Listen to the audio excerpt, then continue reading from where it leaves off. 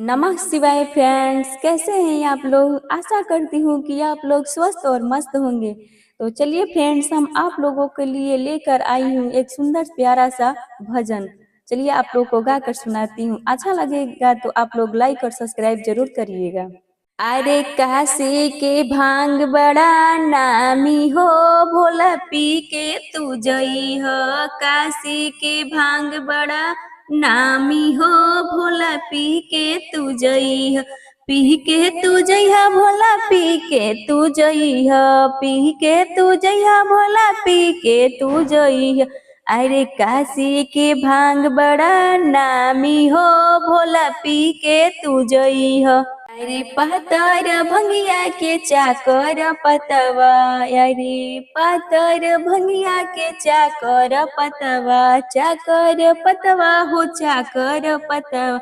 अरे पिसब हम डाली डाली पानी हो, भोला पी के तू जइहा, पी के तू जइहा भोला, पी के तू जइहा। अरे पिसब हम डाली डाली पानी हो, भोला पी के तू जइहा। देवघर के भांग बड़ी नामी हो, भोला पी के तू जइहा। देवघर के भांग बड़ी नामी हो, भोला पी के तू जइहा। सोने सिलौटी प भंगिया पिसाइब, सोने सिलौटी प भंगिया पिसाई। अरे तोहके पियाइब छानी छानी हो, भोला पी के तू जइहा।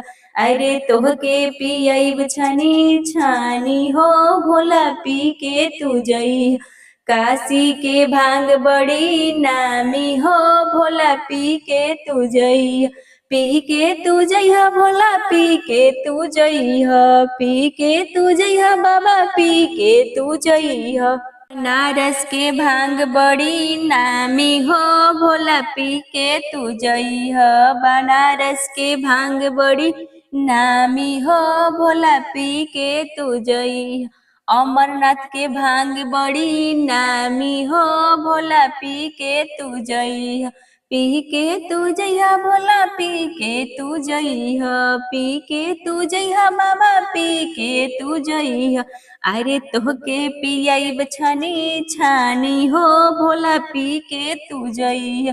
अरे तोहके पियाइब छानी छानी हो, भोला पी के तू जइहा। सोने पारात में जेवना परोसबो, सोने पारात में जेवना परोसबो, जेवना परोसबो हो जेवना परोसबो। अरे तोहके भोगवा लगाइब छानी छानी हो, भोला पी के तू जइहा।